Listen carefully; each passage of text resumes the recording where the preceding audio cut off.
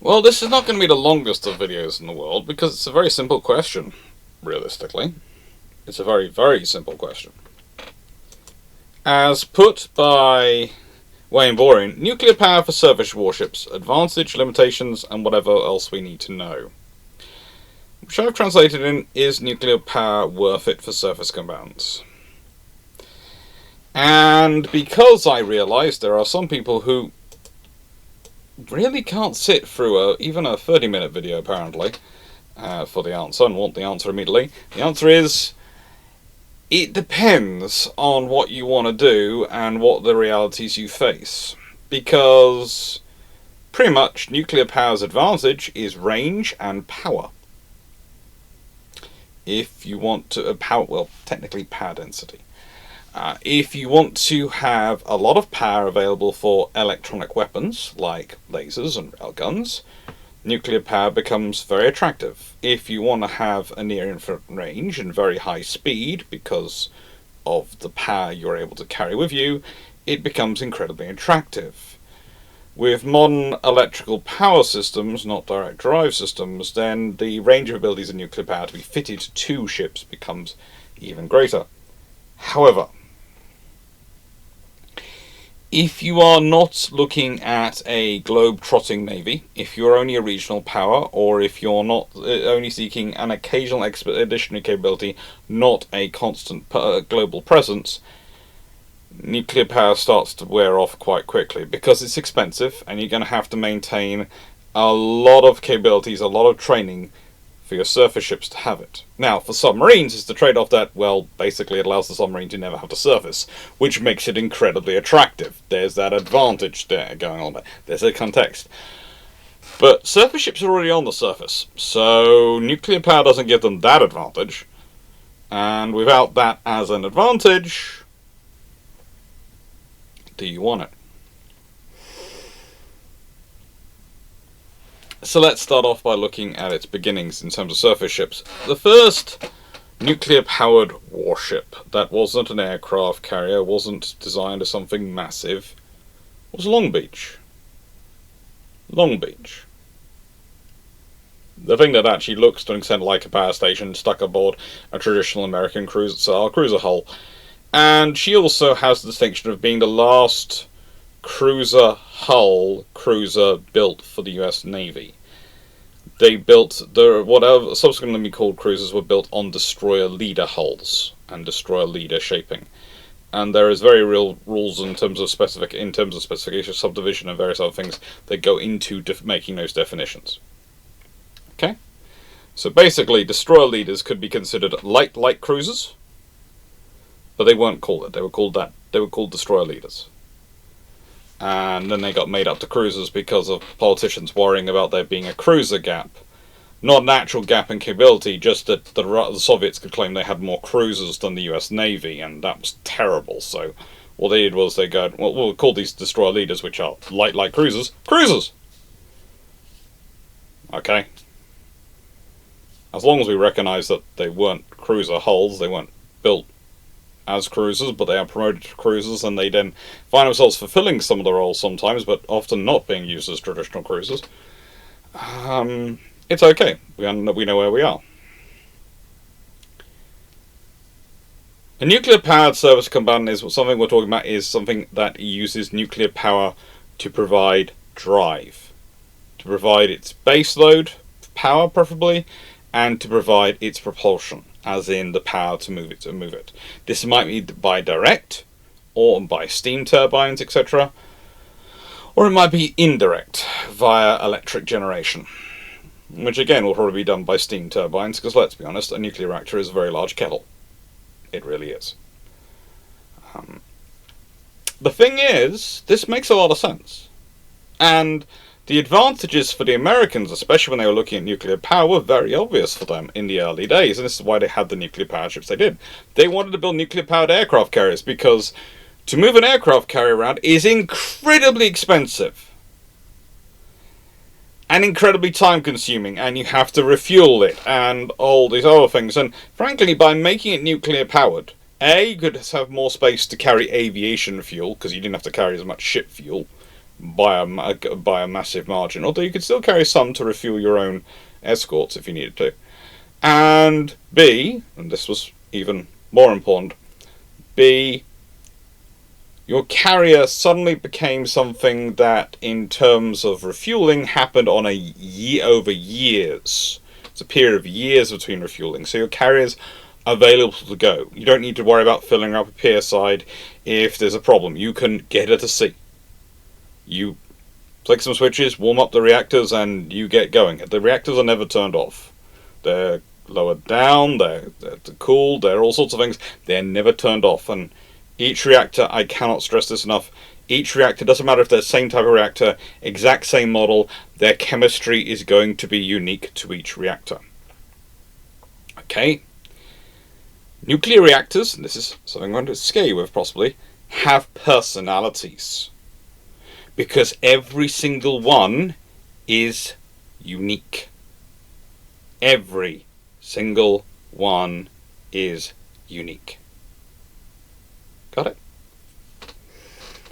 I have to stress this because when you have things like the USS Enterprise walking around, which had multiple reactors, and when I talk multiple, we're talking about 8, every single one has a different guide and manual to it, which has been updated at different points to reflect its evolving chemistry, its evolving set. And this is why you need watches per reactor. You can't have a central room watching multiple reactors. You need to have people for each reactor. And this makes them both personnel intensive in terms of the qualifications and skills you need, but also personnel intensive in terms of the crewing you need for it, i.e. the number of those people.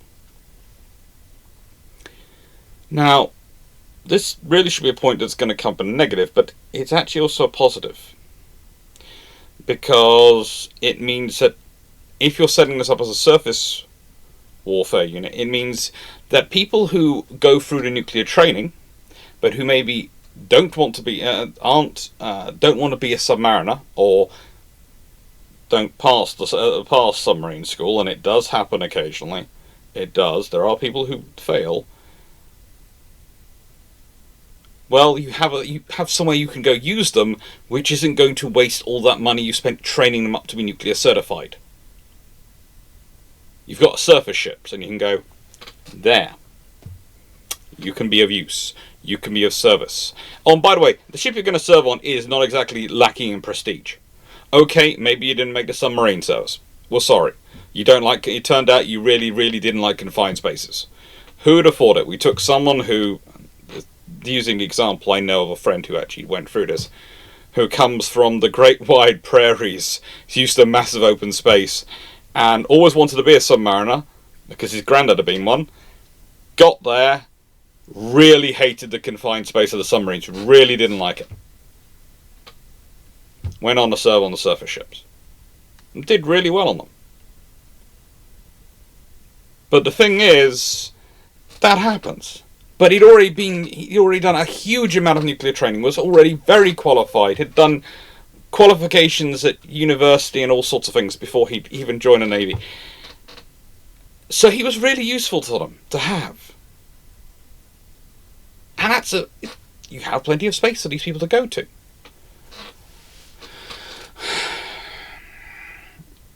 The other big advantage for it was if you have a nuclear-powered carrier, it can turn on full power, everything up to the maximum, and keep that up constantly.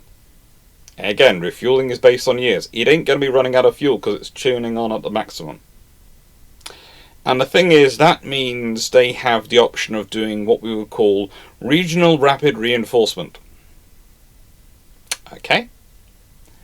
That means that if you have a carrier in the Pacific and you need to quickly get around the Atlantic, it can do it. It can go to full power and charge around, and that could be a strategic surprise to someone whose satellites maybe weren't concentrated on that area, or were not really watching what they should have been, or you just did a successful, to use the Russian phrase, maskировка on them. I.e., you managed to carry out such a subterfuge they didn't realise the vessels had moved. And so suddenly, there are carriers where there weren't supposed to be extra carriers. Oh, frigate. And this is something the US Navy remembers from their own experience. The Battle of Midway is a classic example. There was a carrier there that the Japanese were seriously not expecting to be there. In World War II, carriers were often quite useful if there was a carrier you weren't expecting because you thought it was sunk, or you thought it was out of the way, or you thought it was somewhere else, and it turns up. Also the same with battleships in World War II. It was useful. There was something the enemy didn't have in their tabulation of forces. They didn't think that was there, and suddenly there is something there which is a very different foot on the lever. And they have to deal with that. And they have to scrabble and change all their plans to deal with this, and that can throw them for a loop. That can cause problems. But the thing is, no one wants a carrier. No one wants a carrier to be travelling around alone doing these things. They really don't. Now, during the Cold War, it was understood that a future conflict might well be a peer conflict, in which case you would likely be dealing with enemy nuclear submarines on a peer with your own capabilities. If not in terms of stealth, but in terms of range. Submarines and possibly other systems as well. And so sending a carrier off on its own, even if it's dashing at full speed, was not considered the best idea. You wanted to have escorts with it. You wanted to have something that can keep up with it. And the USN tried a few ideas. The first was Long Beach, but after that it was Bainbridge, which was a nuclear-powered version of the destroyer leader class, the Leahy class.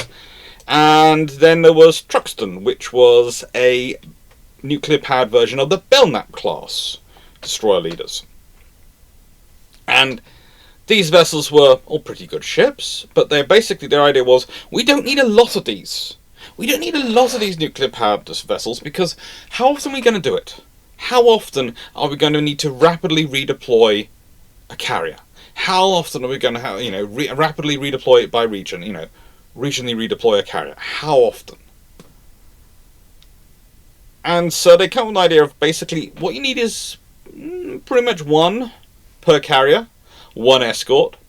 So there's something which can guaranteed keep up with the carrier. And your hope is you can move escort groups into position. So you can move conventionally powered escorts into position that will slot round. Or that carrier and its escort, which can keep up, can slot into another carrier battle group. And so you end up with two carriers in that battle group. They might be light and escorts, but there's two carriers. And there is two nuclear powered escorts in there, which means they have slightly more firepower and they have the advantages of them with them. That was sort of the idea. And it makes sense. It makes sense. You don't want a lot of these ships. They're incredibly expensive to run. But when you need them, you really, really need them. But the trouble is, they are expensive to run. The trouble is, they are expensive to run. And with that being said, Shane's book plug time. Now, I will admit, when I first read this particular assignment, this particular topic, I thought, I wonder if I can do that in the same length as a key ships or key aircraft is supposed to be, because I've covered quite a lot of this before. I've talked about the Leahy class, and I've talked about Bainbridge, and I've talked about the Bainbridge, the Bainbridge class and the Belknap class, and I've talked about all these vessels. I've done videos on them in the year of the cruiser. Long Beach one is especially fun because it's caused me a number of comments, people going, but she's not the last cruiser because these ships are called cruisers. And I have to go, no, what I'm talking about is she's the last cruiser because she's the last one built on the cruiser hull design, on the cruiser hull lines and the cruiser hull standards. And so technically, therefore, she is the last cruiser in terms of construction. What has been built afterwards has been called cruisers and has, to an extent, fulfilled the role of cruisers. To an extent, fulfilled the role of it. And I would say it's always to an extent.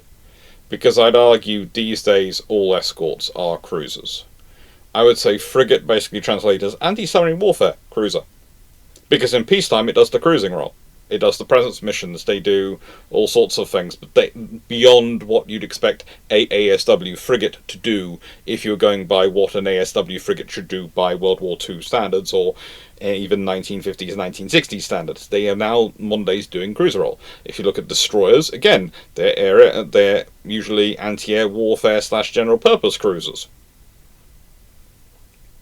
And realistically, when we call something a cruiser these days, we are talking about a significant emotional event for anyone who's taking it on, not just the middle of the road escort.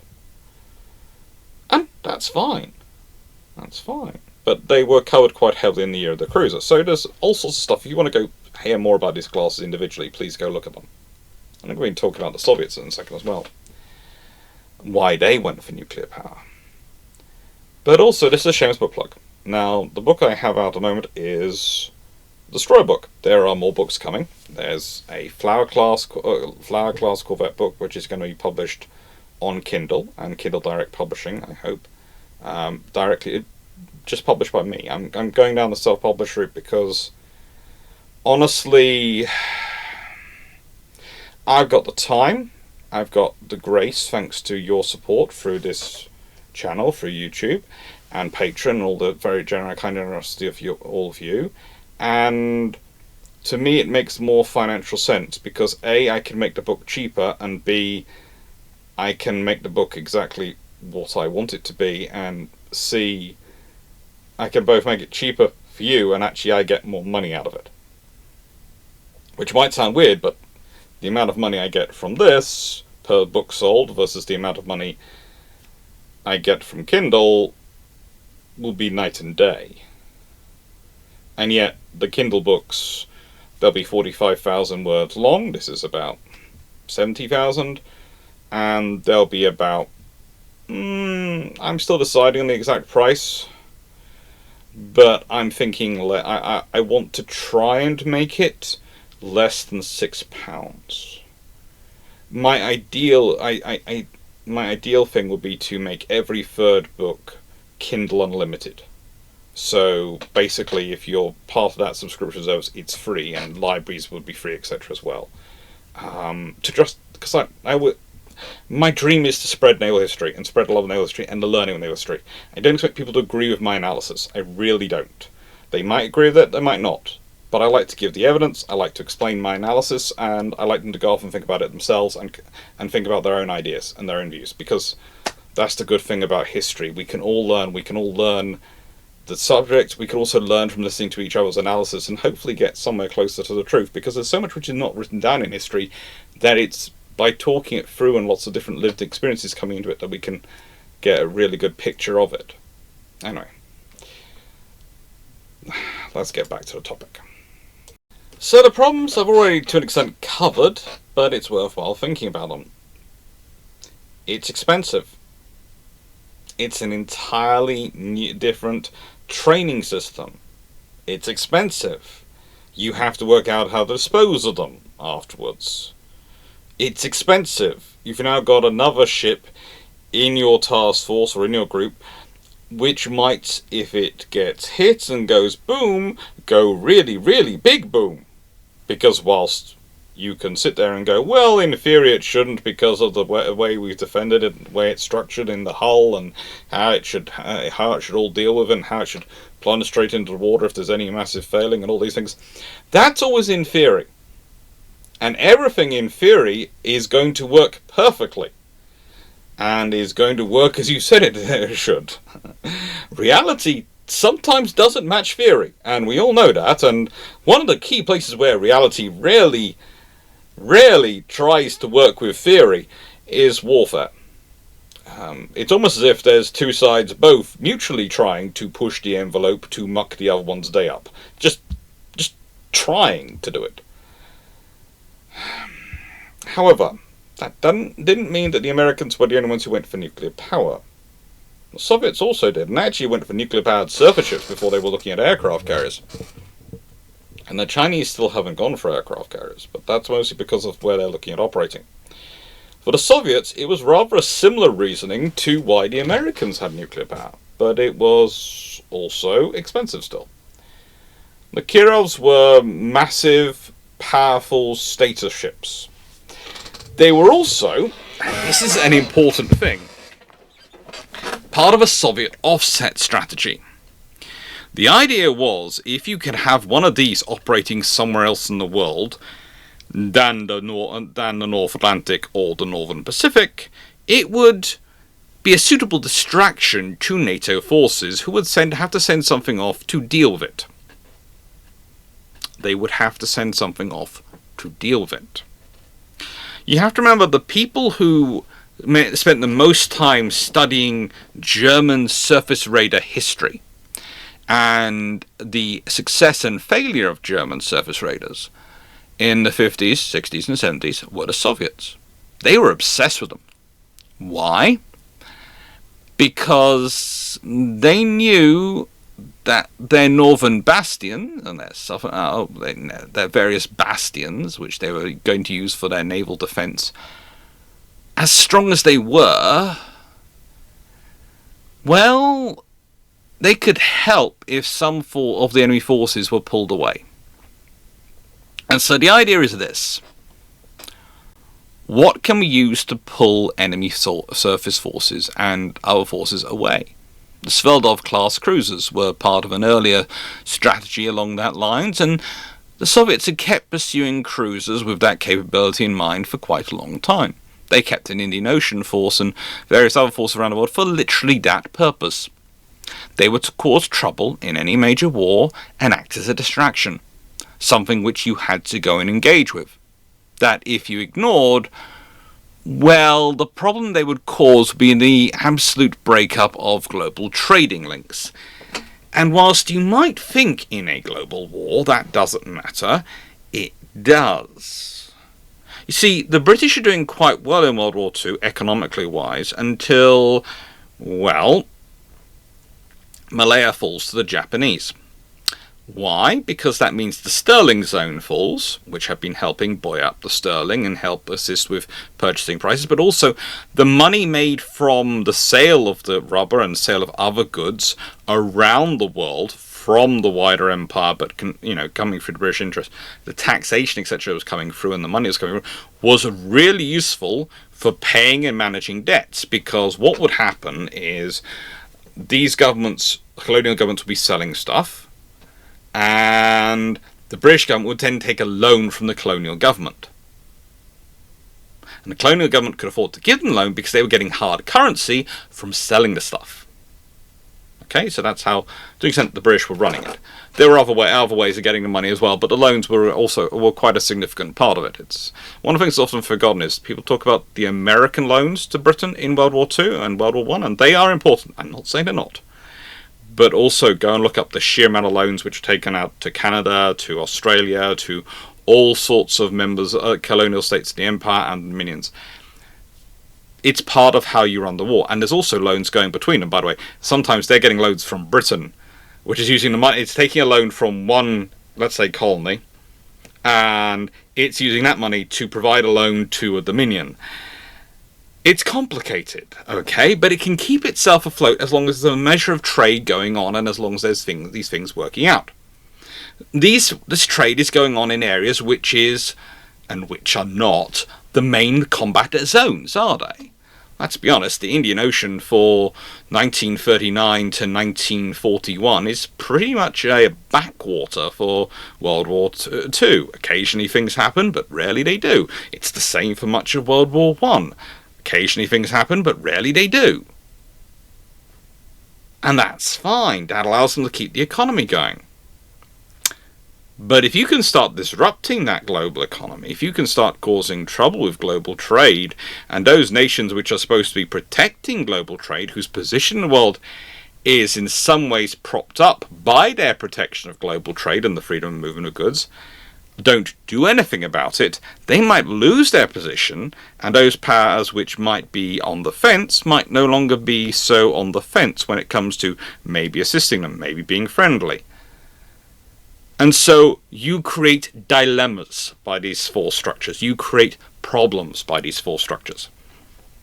And that's what the Soviets are looking at. However, to do that, you need to supply those ships. Now, nuclear power solves that in terms of their fuel.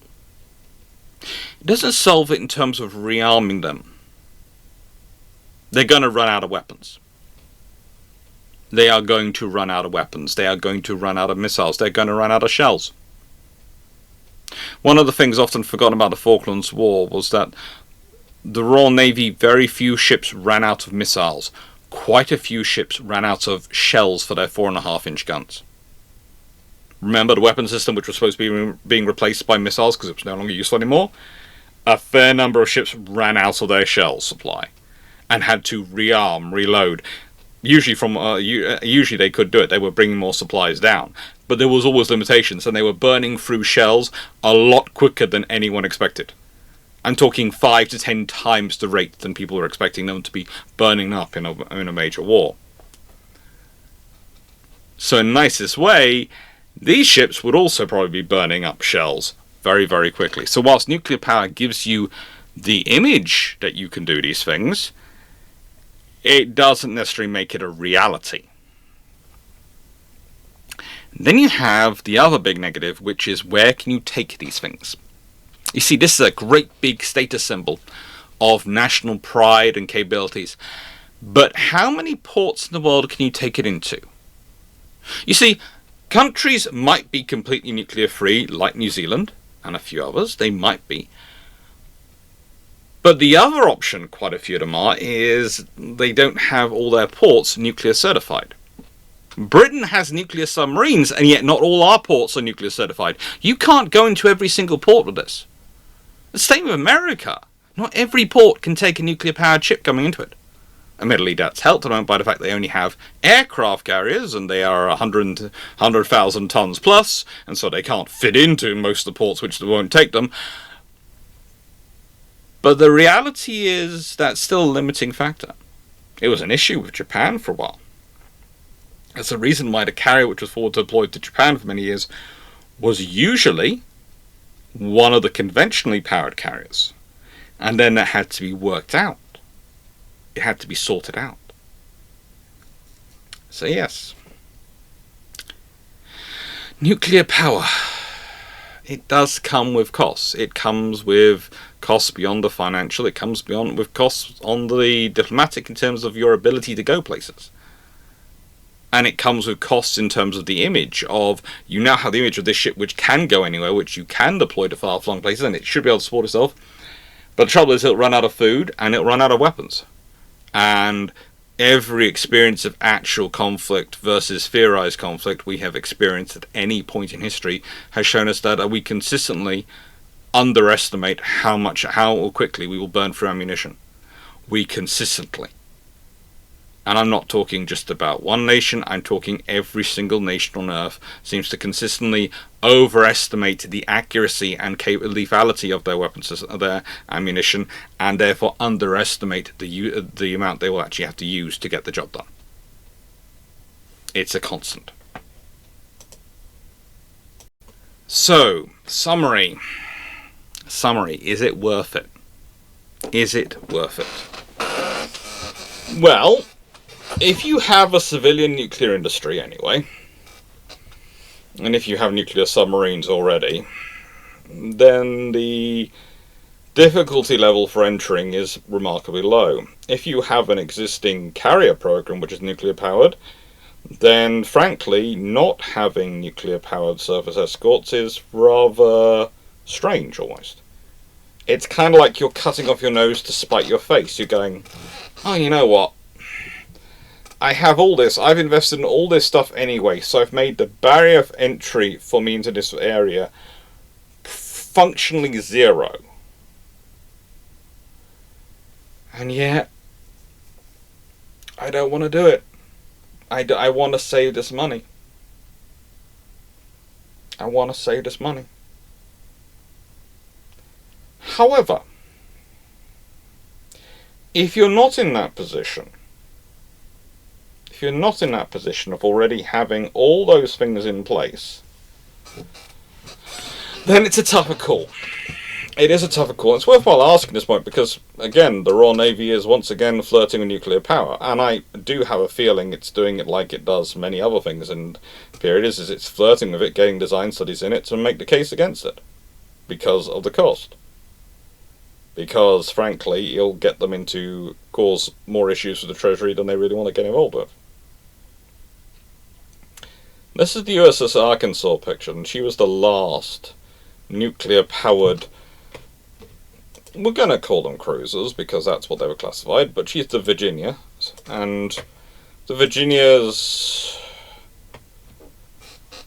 I would say, are definitely the closest to cruisers of the destroyer leaders that were ordered. They were ordered as, they were the last class ordered on the destroyer leader system under the pre-1975 classification. And they are by far and away the closest to cruisers. And the class of 4 Virginias should have been followed by 4 more nuclear powered cruisers. If you decide you're going to build specifically nuclear powered ships rather than doing what you did with Bainbridge of the Leahy class and Truxton of the Belknap class, you're going to actually build a class of ships which are nuclear powered. They should have built them, and they should have continued on building them. The strike cruiser was going to be nuclear. But again, to return to Britain and return to other powers, and I'm using Britain as the example as they keep flirting with it. For Britain, making the Type 83s nuclear powered would be extremely advantageous in terms of their range and operating, and in terms of spreading out, giving the option for nuclear certified personnel to have other avenues for career advancement, should they not be suitable to submarine service, or should you just have too many or want to give them somewhere else to go. And it gives them more variety in their career, but, and this is the big but, you don't have to certify ports. You have to decide where the vessels will go. You have to work out who's going to be happy to have them parked, and you've got to deal with the NIMBYs. That's the not in my backyards of the world. If you want an American translation, if you're not sure about NIMBY, I think they have NIMBYs in America, but they might not. They possibly call them HOA, HOAs, and those sort of groups of people. The group of people who can find reasons to complain about everything given half a chance. And I say this as a Brit who's never experienced living in a scenario without HOA. I just listen to my cousins who are mostly Texas-based, the group that find the HOAs annoying, complaining about them. A lot. A lot. The ones in Seattle find HOAs less annoying, but I don't think they have. I think they managed to avoid living near them. I don't know how they do that, though. But leaving that to one side, those groups of people are a problem when you have nuclear-powered surface ships. When you want to base them, when you want to build them, where you want to position them, they tend to make a noise. In Britain, we've dealt with most of our nuclear problems by parking them in a very remote part of Scotland. And it's a beautiful area, it's a beautiful submarine base, but it is in a very remote part of Scotland.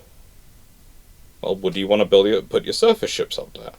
Well, if you do, then all your nuclear submarines and all your six to eight largest surface combatants are all based in the same port.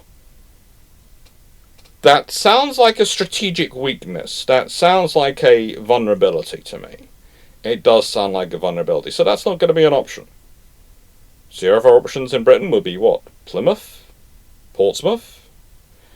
They're both quite built-up urban areas which have significant councils and loudness that can go on. Plymouth did used to have nuclear submarines based at Doe, and there are options therefore there.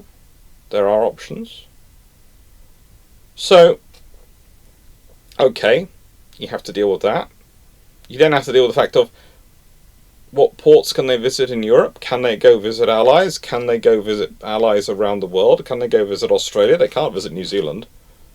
But can they go visit other allies? Can they go to Singapore? Can they go into Bahrain, where we have our bases around the world that we operate from? Well, that has to be, if they're not certified, they have to be certified. And if you're going to be the one using them, you're going to have to pay for their certification. The local government's not going to pay for the certification. You're the one making use of them for that. They're going to expect you to pay the bill for it. And that's all the training is actually you have to set up. And then you have to ask yourself, well, Britain has conventionally powered carriers. Britain is buying some conventionally powered assault ships or multi-role support ships, or they're calling them all sorts of different things, but eventually we'll get something and we'll see what it is. I take very little notice of the names given of things before they get into service, because the names, the acronyms can change. If you want a good example of that, the Type 26 program was originally called the Global Combat Ship, and they kept not calling it a frigate, because like the LCA, a Littoral Combat Ship wasn't a frigate, they weren't calling this a frigate. Now it of course is the Type 26 frigate, and it's proving very successful at selling to nations abroad as well as the UK. Useful. Great. You spent how many years claiming it wasn't going to be a frigate? And it's a frigate. Yeah.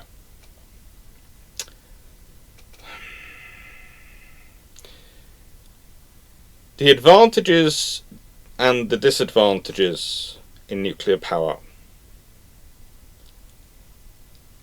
Their value and the amount of issues they're going to cause you depend on your need and your circumstance. Again, for the Americans, with the number of bases they've got for nuclear submarines, the fact they're carriers, etc., and where they position them, they've got options for these vessels, and they've got justification. For other nations, this is more complicated. For France, well, that's a very different circumstance. They have a nuclear-powered aircraft carrier. Their next generation of carrier is going to be nuclear-powered. They have a nuclear submarine program. They have their own reactors and viable systems. I would honestly say if they don't go the sort of Bainbridge in the Leahy class, Truxtun in the Belknap class approach, and build a class of destroyers which are going to be escorts and make one of them nuclear powered, it would seem silly to me. It would seem incredibly silly to me. Because they could use such a ship.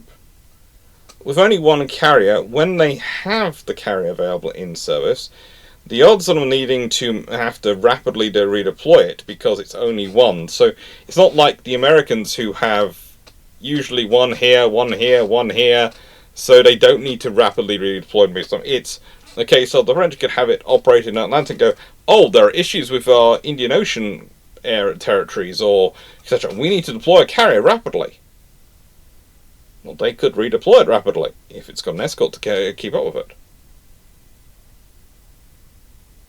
And that's sort of what we're talking about here. We're talking about something which enables the rapid maneuver of assets. It's a force multiplier. And again, this is where the nuclear powered surface escort really does have a role in force multiplier.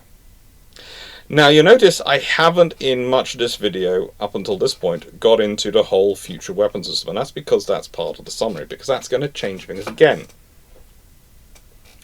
If we really cannot crack the capacity issue of capacitors, and we cannot work out sort of enough of the generation with other power systems to make railguns and lasers, or lasers and railguns will be in one order, but it'll probably be both eventually, work, well then nuclear power is going to be the option. Because there are enough people experimenting with railguns, with Gauss guns, the Japanese and Chinese are both pushing along quite happily, that those systems are not so much as if they come about, are a when they come about.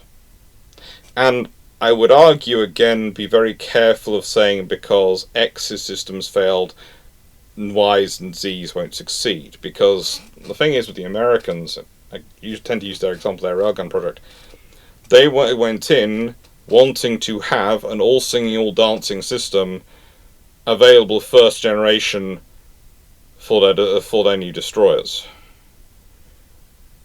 and then it fails because they can't make it all singing or dancing at this point. In contrast, some of the other programs developing are far more conservative in what they're aiming for. I would argue the Japanese are probably the most conservative, and that is the most likely to deliver soon. And the thing is, once you get something into service, the experience you build up of using it, of training with it, all these things, allows you to make improvements which can let you get on to that big advanced system. But the first generation, you maybe want to be very, very conservative in what you're asking for. Now the thing is, again, the Japanese are the best source for information looking into that. And they are looking into the various power issues. And Japan has a very large nuclear power industry. For Japan, though, nuclear carries its own cultural experiences and weight, which other nations don't really have the same experience of. Maybe Ukraine. But this is something which is going to be a factor in their decision-making process. Again, so if they end up having to go down the nuclear powered route to get their railgun systems to work as they wish them to work, then that means the railgun's really useful, and also means they're prepared to deal with those potential issues. But also, they're probably the best ones to find a way around it, because of those cultural issues and because of what they want. They want to achieve, and this is important to Japan, they want to achieve something which is going to save lives, which allows them to use their natural defensive depth of the sea to sustain, support, and protect Japan, the mainland itself. And you can understand that. That's a worthy goal of strategic defense. It is. For other nations looking at these systems, those guns are a logistics advantage, because again, currently most naval ammunition, and I'm trying to think of it if there is a gun which still is separate ammunition, i.e. a separate propellant charged shell. I can't think of one in service off the top of my head, as I think the 7.5-inch guns have all gone. I don't think there's any of them left in service on all the 6-inch guns, and those definitely not 8-inch guns still left in service with any nation, I think. But they could be. It could be they're on gunboats or something, but I can't think of any off the top of my head which are still in service which have those big guns. But if you think about it, even if you're one-piece ammunition, which is shell and charge in one piece, that charge still takes up a significant amount of space. If you're just firing the shell, that shrinks the breech, which can be useful in allowing your gun to have a smaller footprint and allow you to have a more interesting space design for its turret shape. But also, that space you can use to store more shells, or to condense your shell stockpile. If you're silly, you'll do the latter. If you're sensible, you do the former. Considering Falklands War and every other war experience, always increase your magazine depth. Okay, I'm just going to put that in there. I know it's nothing to do with this video, we're talking about nuclear power, but I'm just going to put it on there. Magazine depth. You want more. However much you think you want, trust the historian. You want more. Whilst when you're man-packing and carrying on yourself, there is such a thing as too much ammunition. When you can't physically walk because you're carrying that much ammunition, then you're carrying a little bit too much. But we're talking a many thousand-ton ship. They've got space, and they can be designed to be a bit bigger and carry a bigger magazine, and you're always going to be happy to be carrying more. And again, that's an advantage for nuclear power, because the power density means you can stick the power very centrally. You can have a very dense power generation space, which leaves more space in the hull for other things. That's a utility. So I hope that answered the question, because it's not a simple yes or no. It's a range of factors, make your own decision. Do you think you should have nuclear power and nuclear-powered surface ships? And I'd like to hear your opinions on your own nations. Think about their needs, and discuss. Do they need nuclear power surface ships, or don't they? Would it be a good fit for them? Be really interested to hear what you say. With that being said, that's the end of today's video. And, well, next week we have the Peter Tordenskjold, victor of the Battle of Drenken. That's going to be a fun one. That's going to be the last of the Tuesday videos in October. And, well, this is a Thursday premiere, so we've got a Saturday premiere coming up, which is the Royal Navy really likes the X-1 and continues developing them. What's the impact on treaties in World War II? That's going to be a fun one. That's going to be a fun one. Thank you very much for watching, and hope you enjoyed. Take care.